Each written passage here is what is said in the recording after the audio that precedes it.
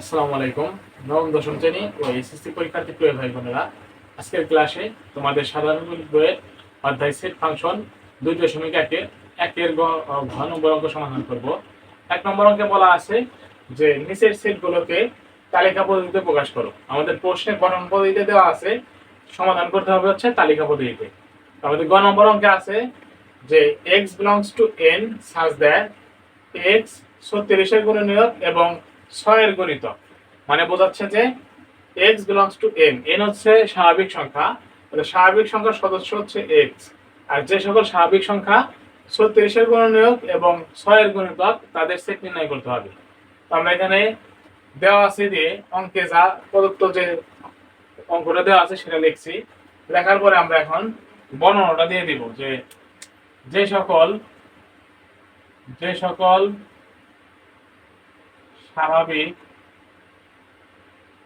স্বাভাবিক সংখ্যা 36 এর গুণনীয়ক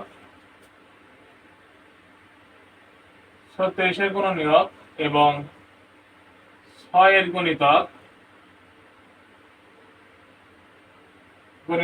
তাদের সেট নির্ণয় করতে হবে। আমাদের প্রশ্নে দেওয়া ছিল যে x belongs to n, মানে x হচ্ছে স্বাভাবিক সংখ্যার সদস্য, আর যে সকল স্বাভাবিক সংখ্যা 36 এর গুণনীয়ক এবং 6 এর গুণিতক তাদের সেট নির্ণয় করতে হবে। তো আমরা 36 এর গুণনীয়ক প্রথমে বের করব। 36 এর গুণনীয়ক বের করার নিয়ম হচ্ছে যে সংখ্যাগুলো দিয়ে এই 36 কে ভাগ করলে ভাগশেষ শূন্য আসবে, মানে কোনো ভাগশেষ আসবে না, সেই সংখ্যাগুলো হচ্ছে 36 এর গুণনীয়ক। তো আমরা 36 এর গুণনীয়কগুলো বের করি। আমরা লিখি এখানে 36 সমান সমান 36 কে কি কি সংখ্যা দিয়ে ভাগ করলে এর ভাগশেষ 0 আসবে। আমরা দেখতে পাবো যে 36 কে আমরা প্রথমে 1 দিয়ে ভাগ করি, তাহলে 1 গুণন 36। আবার 2 দিয়ে যদি ভাগ করি তাহলে 2 দিয়ে ভাগ করলে হবে হচ্ছে 18, 18 দুগুণে 36। এরপর 3 দিয়ে 3 12 36। এরপর হচ্ছে 4 4 দিয়ে 4 9 36। 5 দিয়ে যায় না, তাহলে 6 দিয়ে ভাগ করলে 6 6 36। এগুলো হচ্ছে 36 এর গুণনীয়ক। আমরা লিখে দিব যে 36 এর গুণনীয়ক হলো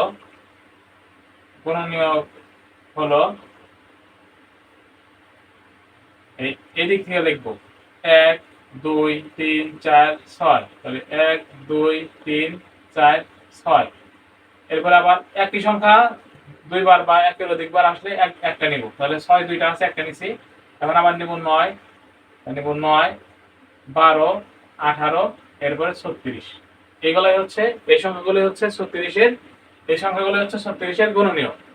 তো আমরা 36 এর গুণনীয়ক বের করলাম, এখন 6 এর গুণিতক বের করব।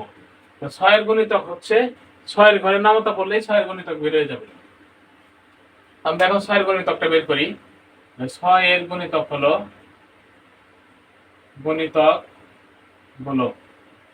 তাহলে আমরা 6 এর ঘরের নামতা পড়ি।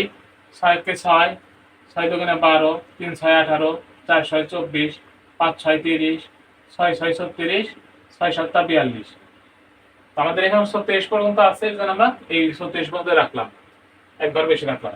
তো এখান থেকে আমরা সেট নির্ণয় করব। আমাদের গুণনীয়ক বের করা শেষ, গুণিতক বের করা শেষ, তাহলে এখান থেকে নির্ণয় সেটটা কি হবে? এই গুণনীয়ক আর গুণিতকের ভিতরে যে সংখ্যাগুলো কমন আছে সেই সংখ্যাগুলি হবে এই 36 এর গুণনীয়ক এবং 6 এর গুণিতকের সেট। আমরা লিখব যে নির্ণয় সেট হবে হচ্ছে, অবশ্যই সেকেন্ড ব্র্যাকেট দিতে হবে। আমরা জানি যে সেকেন্ড ব্র্যাকেট দিয়ে সেটকে প্রকাশ করে।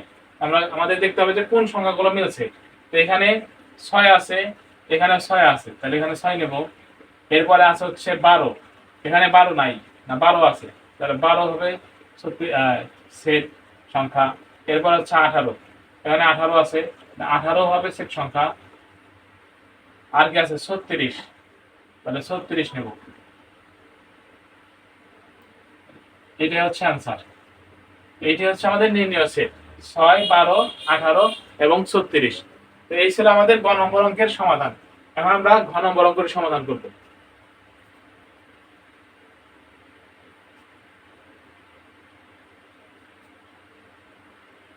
এখন আমরা ঘ নম্বর অঙ্কটি দেখব।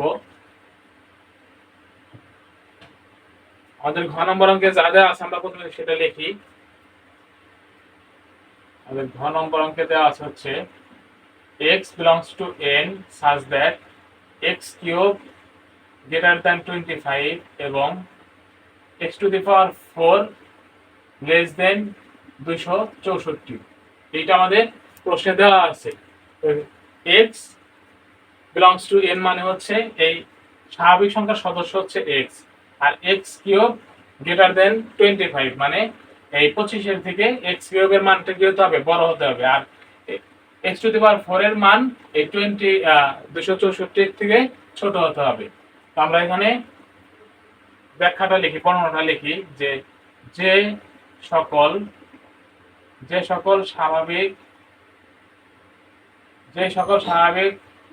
সংখ্যার, তাহলে যে সকল স্বাভাবিক সংখ্যার ঘন কি হবে, যে সকল স্বাভাবিক সংখ্যার ঘন 25 অপেক্ষা বড়, 25 অপেক্ষা, যে সকল স্বাভাবিক সংখ্যার ঘন 25 অপেক্ষা বড় এবং যার 4 এর ঘাত 264 অপেক্ষা ছোট, 264 অপেক্ষা ছোট, তাদের সেট নির্ণয়, সেই সকল সংখ্যার সেট নির্ণয় করতে হবে।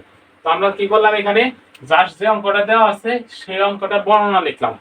দেখি যে সকল স্বাভাবিক সংখ্যার ঘন 25 অপেক্ষা বড় এবং এই 4 ঘাতের মান 264 অপেক্ষা ছোট, তাদের সেট নির্ণয় করতে হবে। তো আমরা এখানে আমাদের ন্যাচারাল নাম্বার দেওয়া আছে স্বাভাবিক সংখ্যা। তো আমরা জানি যে ন্যাচারাল নাম্বার হচ্ছে, আমরা লিখে নেব এখানে যে আমরা জানি স্বাভাবিক সংখ্যা মানে ন্যাচারাল নাম্বার হচ্ছে 1 থেকে শুরু করে এভাবে আসতে থাকবে। এটা হচ্ছে আমাদের স্বাভাবিক সংখ্যার সেট, মানে 1 থেকে শুরু করে মানে যত দূর যাওয়া যায় আর কি। তো আমরা এখন এই স্বাভাবিক সংখ্যার মানগুলা এই x এ বসাবো। বসানোর পরে প্রথমে ঘন করব, এরপরে আমরা এটার 4 ঘাত মানে x টু দি পাওয়ার 4 করব। করার পরে যদি আমাদের এই দুইটা শর্ত মানে, তাহলে আমাদের সেই সংখ্যাগুলোই হবে নির্ণয় সেট। তো আমরা প্রথমে x সমান 1 ধরি, x সমান 1 বসাই। তাহলে আমরা লিখব, সুতরাং x সমান 1 হলে x কিউব ইকুয়াল হবে 1, মানে x এর জায়গায় যদি 1 বসাই তাহলে 1 এর পাওয়ার যদি আমরা দেই 3, তাহলে 1 এর পাওয়ার 3, 1 কে কিউব করলে আমাদের 1 আসবে, যা কি হবে 25 এর থেকে কি হবে, ছোট হবে, 25 এর থেকে বড় হবে না। এজন্য আমরা কি করে দেব, কেটে দেব। 25 এর থেকে বোঝাচ্ছে যে 25 এর থেকে 1 ছোট এবং